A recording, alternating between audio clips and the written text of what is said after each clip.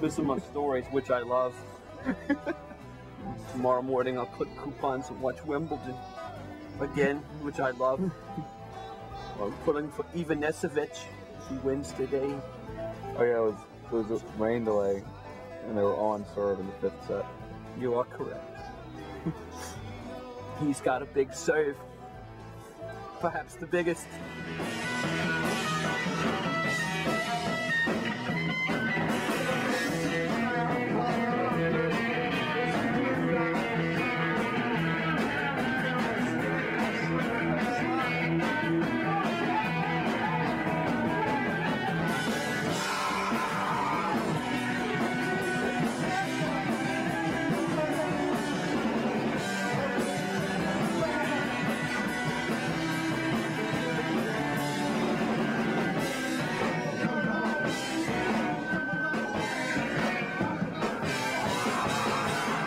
He had used the bathroom and he came into my house and asked me what I was doing, and I said I was playing with Lopez and we were just playing around and kind of needed a drummer. So he started playing with us, and he said he knew of another guitar player named Justin Hughes who was about to get out of college.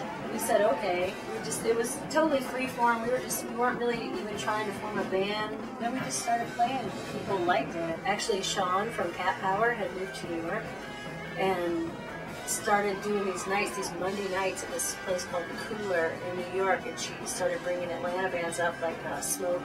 We would rent these U-Hauls illegally and all travel in the back of the U-Hauls. Like we would put couches and hang pictures on the wall in the back of the U-Hauls, and run ductwork up to the front so we'd have some fresh air. And after we started doing that, Rock Teens just went over well at The Cooler.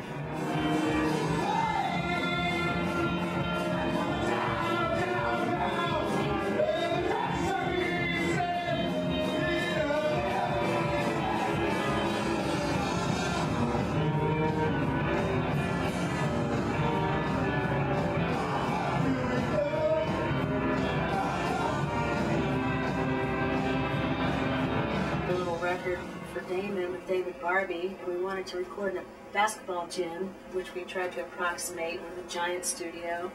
40 by 40 by about 30 feet up. And so they were out in this giant room, Lopez and Kelly and Doreen and Justin. And I was in the closet.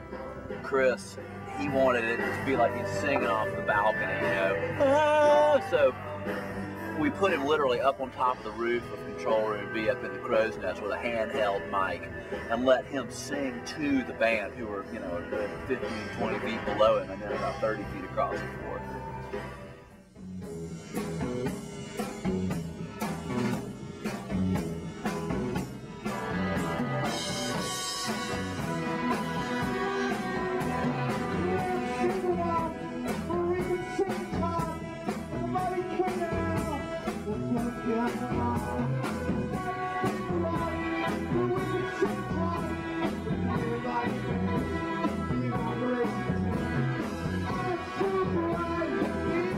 One time we were discussing Lopez's singing. Chris Green said, or more accurately, sort of gushed, "He's a lion."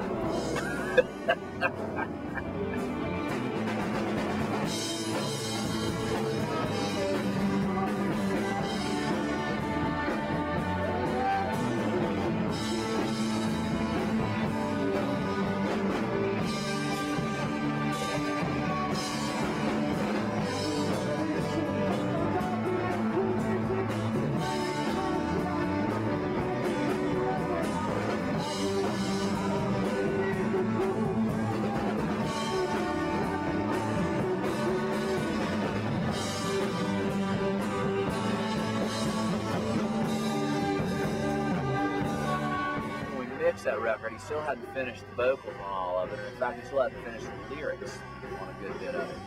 And at one point, he came to the control room, and he just finished singing something, and walked in, looked at his watch, and said, "All right, DB, nix it. 6:43. I'm going to go write the lyrics for this next one. You'll be finished at 7 o'clock, and I'll sing that one." So I would have, 15 minutes to mix a song, and then well, 17. How I look at it is like the whole song that's on the demo is like the first part, then there's the bridge, and then we do that whole part again. And then, is that how to get it on the new demo? That's the new demo. Justin's contribution in the studio is, I think, very important. I mean, his style is so unique. One of my favorite things Justin ever told me is that in the studio is that he didn't want me to pan anything out on a mix. You know, normally stereo mix, you got two speakers, you can put something off to one side, something off to another, like the 60s record. You can hear everything clear as a bell that way. Him, he didn't want anything panned out. He wanted it all, you know, in mono, which is, you know, a lot of, I mean, all your old records, they, you know, they all sound like that. But I asked him why, and it had nothing to do with any historic reverence for mono. Justin's reason was that, what if somebody's stereo is broken? What if they're in their car and one speaker doesn't work? And they'll only be able to hear half of it. And I'm sure that I said something along the lines of, well, I don't know if we ought to be mixing a record to accommodate the people with broken stereos.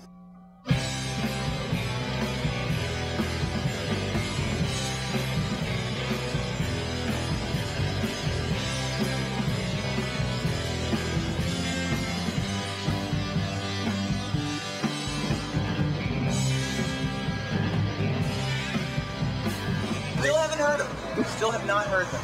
I'm usually trying to tour with them. I think we've played probably 30 shows with them, and I just couldn't be bothered. No fond memories at all, really, of touring with them. They were just sort of bad eggs, I think.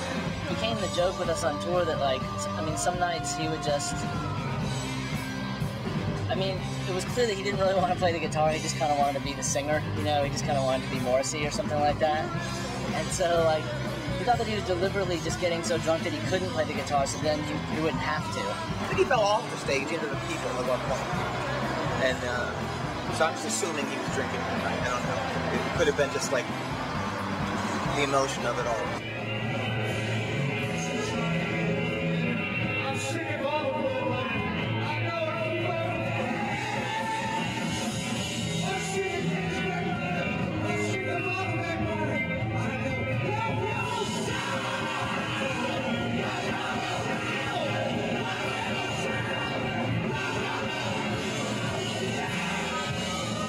There's like, what, there's like hops and, is there wheat in beer? Barley? Those are the three biggies I think that they go for. So those, yeah. So yes, yeah.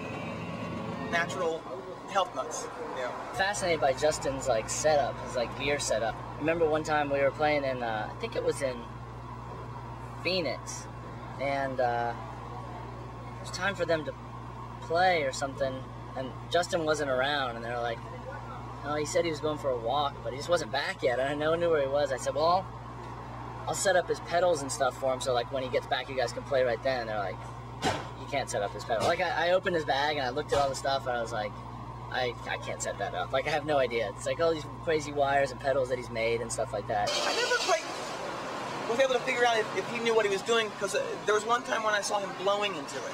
Ballard's, he's a good guy. I look to him as sort of like being their Führer, you know. Which I think he would appreciate. Did you take on Kelly Hogan? I'm not sure who he is.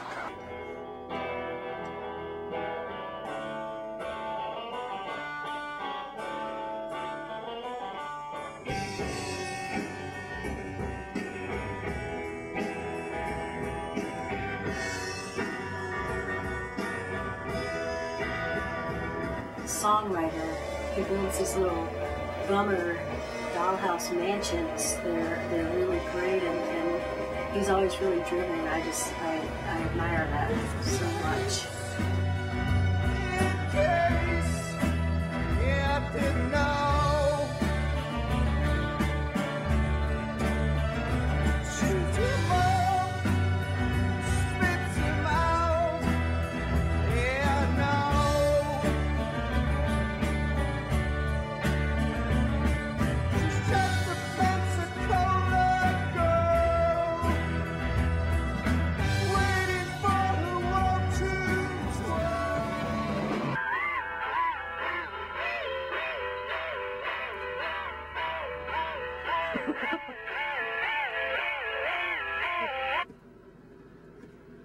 This makes us look like we're really fancy.